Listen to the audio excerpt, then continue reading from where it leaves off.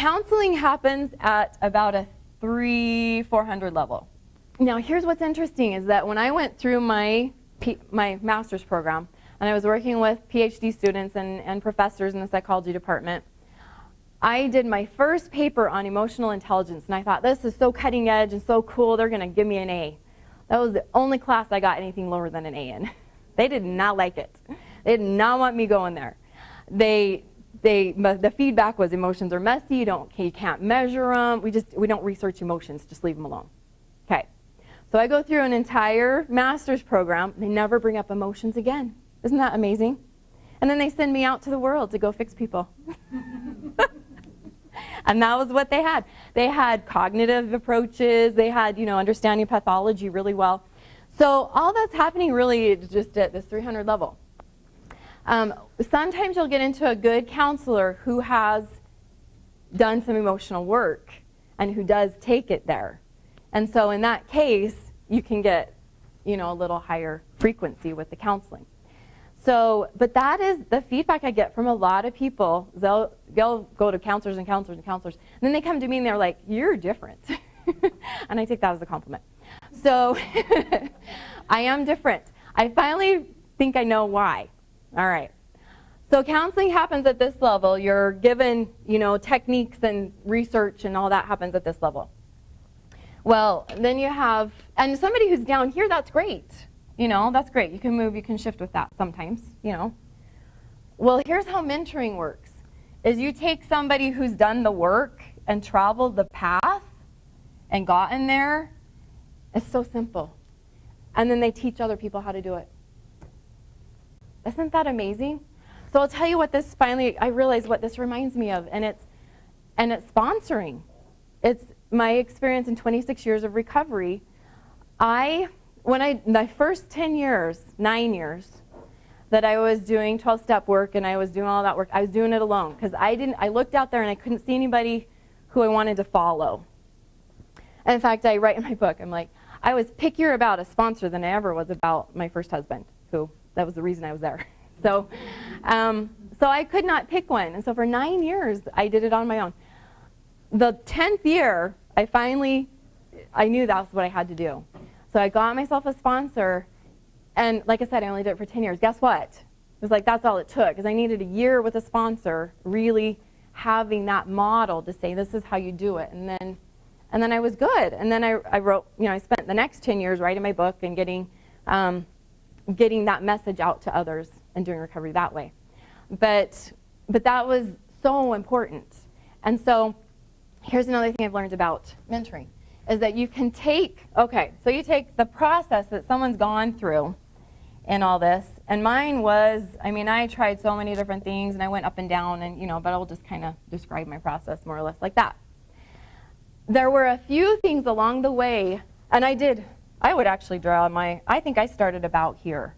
I was almost at that 100 level a couple times in my life. So that was a long road, and it took years and even decades.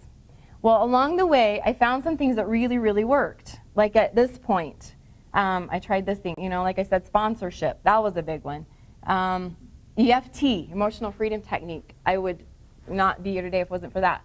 So there was a few things. Rapid eye therapy is another one. And I incorporate eye movement to some of the things I do.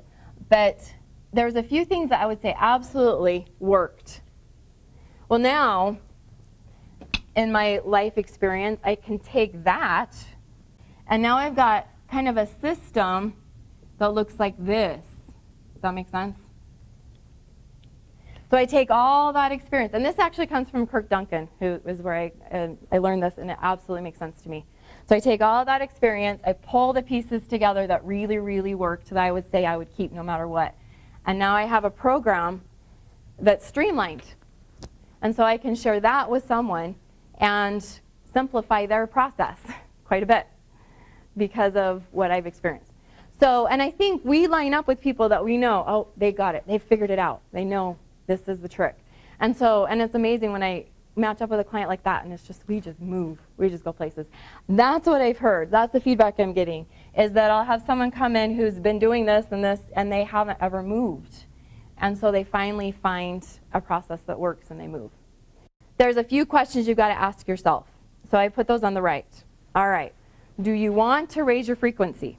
That's the first question. Because there is always a higher frequency. Okay, here's the other part of this, is that where does this go? How high does it go? It goes past 600, I'll tell you that. Any thoughts?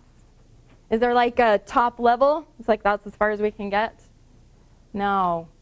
So my belief is that I choose to follow a higher power, and my higher power is Jesus Christ. And as I follow that path, and I follow people that fit into that path, I can trust. I can keep going. The sky's the limit. There is no ceiling. You just keep going.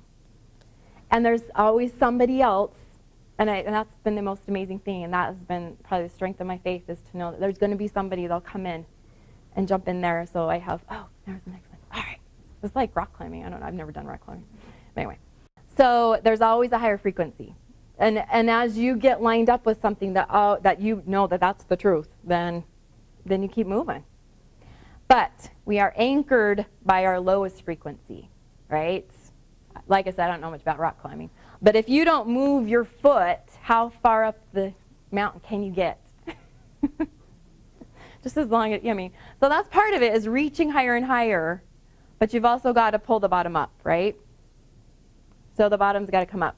So this term called an anchor is used to describe what keeps us dragging, dragging bottom.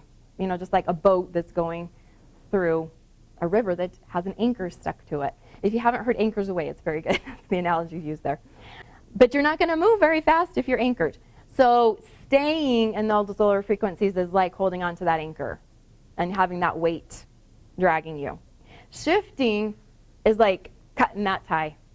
I don't know if you want to cut the tie, but you at least put the anchor where it's not going to slow you down. So the am I staying or am I shifting is the questions you ask yourself. And so the first 4 questions to ask about what is hard to let go with those lower frequencies. What makes it so that you hold on to them? They're crutches. The 5 through 8 ask you questions about what's scary about the higher frequencies, about change, about shifting, about, a lot of times people will say it's the unknown because you've never been to that next level. In fact, it's been interesting for me because I have no, immediate role models. I've got to trust that the world is going to send me somebody to show me the next step. That's like, I can't just say, okay, mom, or dad, or, they're in a different place, right? And that's, a lot of times that's the case, is that the next generation takes what the first generation had to offer, and then they take it to the next level. So you just got to trust that something's out there. Notice, so you've got a couple columns there, for you to take a minute and just what are your physical anchors? Do you have something that you cling to that makes you feel better? What are your emotional anchors? That's the 3rd column. That keeps you kind of in a lower frequency. And then what are the tools to shift it? So I've mentioned a few. There's quite a few, really. This one here gives you lots of ideas for shifting physically, like physical brain chemistry. This is everything I learned in a couple decades of just information coming to me and matching things up and making connections. I'll tell you my favorite one is CalMagPhys. It's the simplest thing, but I don't even know how I found out about it. I go back and think, I don't know if somebody told me. I think I found it in Shangri-La because I'd heard about Calm. Has anybody heard about Calm? So it's a powder, and you mix it up. It's effervescent, and it gives you this really bioavailable calcium. But CalMagPhys balances the calcium and magnesium together, plus it has a whole bunch of other vitamins in it. For me, it takes the place of chocolate to some extent. I'm having that chocolate craving. Somebody told me once upon a time it was probably low magnesium. I think it is. So that's some of the physical shifting tools, is to look for nutritional answers. And does anybody do yoga? Hands? Yes. I love yoga. That shifts me big. I've actually started studying yoga as a complement to formal therapy. They're actually doing enough research on it that I can actually get CEUs to do yoga training. Isn't that cool? Somebody was really jealous of that the other day. Anyway, so yoga is very holistic. Yoga is working with this whole picture with people. So it's simultaneously doing things that you have to read books on it almost to understand really all this going on, or you can just experience it. So meditation, thank you, yes, and breathing with it.